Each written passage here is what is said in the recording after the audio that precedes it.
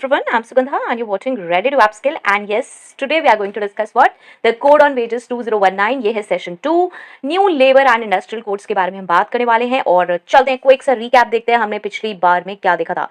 ये है सेशन 2। तो सेशन 1 में हमने चेक किया था इंट्रोडक्शन चैप्टर 1 to 9 तक का, जिसमें हमने देखा था कि हम यहाँ पे 4 कोड्स डिस्कस करने वाले हैं, जिसमें कोड ऑन वेजेस है, कोड ऑन वेजेस के रूल्स हैं, इंडस्ट्रियल रिलेशंस कोड है, कोड ऑन सोशल सिक्योरिटी है, occupational safety, health and working conditions code है। राइट, ये सब हम डिस्कस करने वाले हैं। देन है हमारा सबसे पहले स्टार्ट होता है chapter 1। Make sure to subscribe this channel अगर आप पहली बार आए हैं इस चैनल पे, बिकॉज ये पूरी सीरीज है, सारे कोड्स हम यहाँ पे डिस्कस करेंगे। सेशन 2 में आज हम देखने वाले हैं प्रिलिमिनरी। चैप्टर 1 में प्रिलिमिनरी और short title extent and commencement है, इसमें डेफिनेशंस है, prohibition of discrimination on ground of gender है, decision as to disputes with regard to same और सिमिलर नेचर ऑफ वर्क है। ओके, तो चलिए स्टार्ट करते हैं। सबसे पहले आता है first short title extent and commencement. अब देखिए, किसी भी एक्ट को पढ़ने का ना एक बहुत ही सिंपल सा तरीका है। सबसे पहले उसमें आएगा कि टाइटल क्या है, मतलब नाम क्या है एक्चुअली एक्ट का, वो एप्लीकेबल कहाँ कहाँ होता है। एक्सटेंट का मतलब होता है वो कहाँ कहाँ एप्लीकेबल है, और कमेंसमेंट मतलब वो कब आया था। ठीक है, तो इसमें सबसे पहले है दिस एक्ट में be called the code on wages 2019। क्या मतलब है, जो हम टाइटल की बात कर रहे हैं, टाइटल क्या है, the code on wages 2019।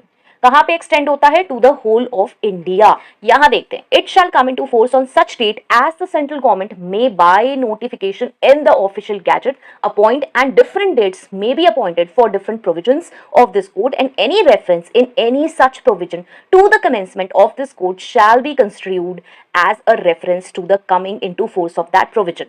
Now see, यहाँ पे हम एक्ट को पढ़ना भी सीखेंगे कि कैसे लिखा होता है, एक्ट में क्या क्या चीजें किस तरह से मेंशन होती हैं।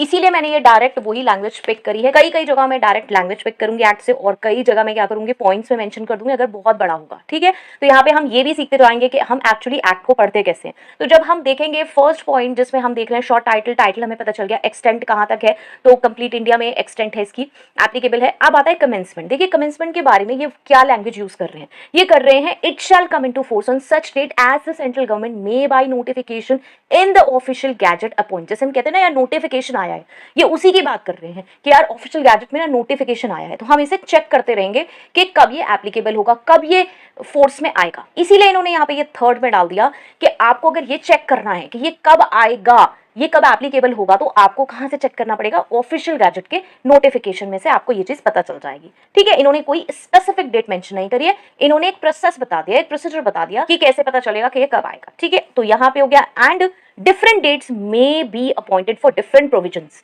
ऐसा भी हो सकता है कि भाई इसमें जैसे फॉर एग्जांपल 10 प्रोविजंस है, फॉर एग्जांपल 10 प्रोविजंस है, तो हो सकता है 5 प्रोविजंस के लिए ये डेट है, यहाँ तक यहाँ पे एप्लीकेबल हो